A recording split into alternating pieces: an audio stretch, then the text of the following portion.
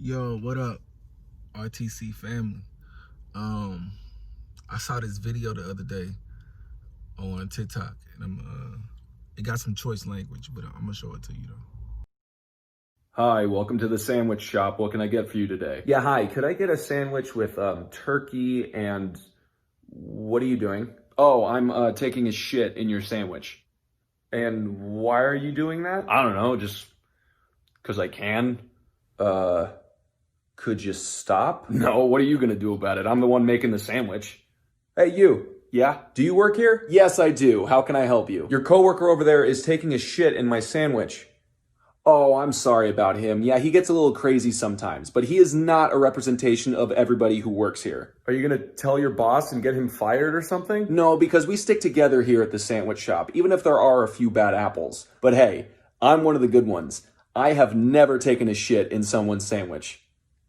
Yeah, you're not supposed to do that. Now, when I first saw this video, I thought it was hilarious, and it still is. It's funny, but I was in prayer this morning, and God showed me something that brought me to tears. Lately there's been this discussion on whether or not you're a good or a bad cop. And, in that video, the good cop says, I'm the good cop.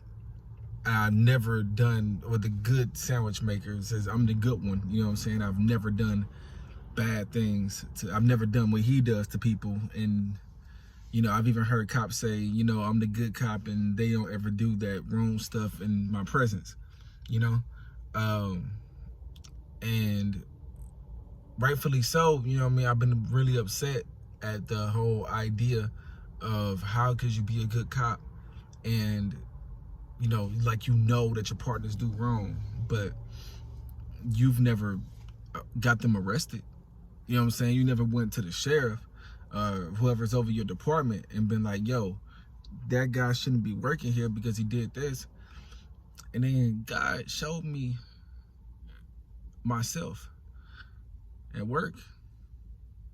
So I'm a minister, and at work I'm known as a minister. Like, people know it.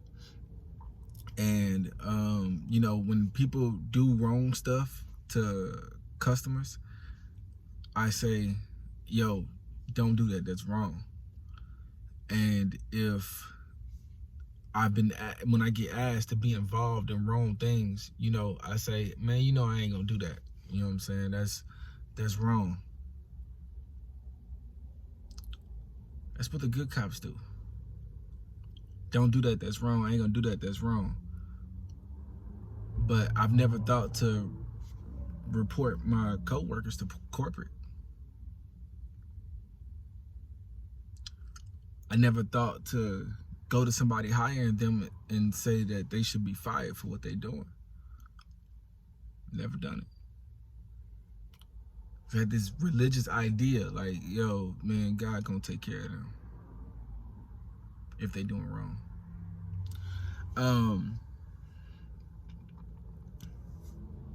It's crazy to say it out loud, even though, like, it was with me in prayer this morning. But, I tried to argue with God when he started showing me the vision.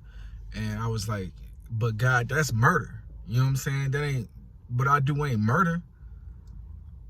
And if they were murdering people, then I would say something.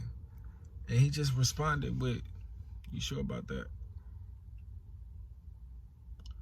And I wanted to retort and say, yeah, I'm sure. But here's the thing. I don't think that the cops who watched George Floyd get killed, I don't think it was their first time seeing injustice being done by one of their co-workers. It may have been their first time seeing murder. I mean, the way that they were numb to it didn't even seem like it was their first time seeing murder. But how many small things did they let pass? Maybe they saw one of their partners plant drugs on somebody. Or maybe they saw one of their partners, exert authority and in improper fashion, you know what I'm saying? Or maybe they saw one of their co-workers beat somebody when they wasn't supposed to. What else did they see that allowed them to be able to watch murder?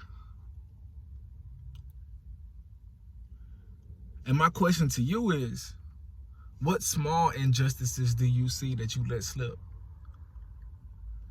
You know, this ain't scripture, but you know the saying that if you give the devil an inch, he'll take a mile. Now, what is scripture is that the devil was roaming the earth looking for whom he may devour. And what's also scripture, it says that you need to stand strong against his schemes. And one of his schemes happens to be manipulation, deception. So I'm saying this to say this to you. If you have been critical of good cops, don't be a hypocrite. Make sure you are stopping every small injustice so that no big injustice happens in front of you. And then you get conflicted on the idea of not snitching, or on the idea of, you know what I'm saying, like letting your people who work with you, you know, like holding them to a high standard as far as camaraderie, or even the religious idea that I had, God gonna take care of them. He will, but he puts you there for a reason, to let them know that God is not pleased with their behavior. But come to find out, the reason why you haven't figured that out yet is because he ain't pleased with yours.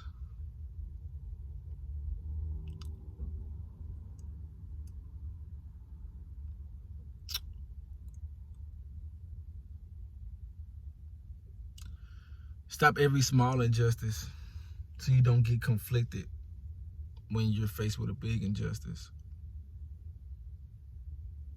And pray for these cops.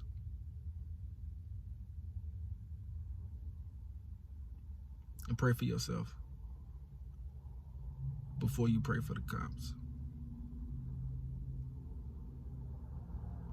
That's how you revolutionize the culture. Straight up.